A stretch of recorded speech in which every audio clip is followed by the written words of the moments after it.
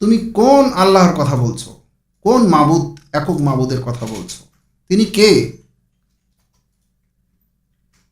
তার কি পরিচয়?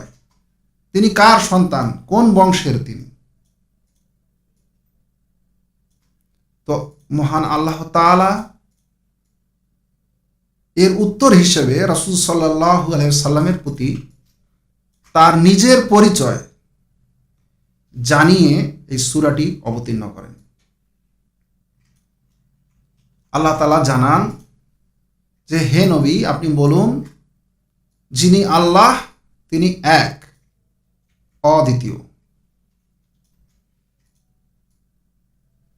দ্বিতীয় কেউ মাবুদ নয়, দ্বিতীয় কেউ রব নয়, দ্বিতীয় কেউ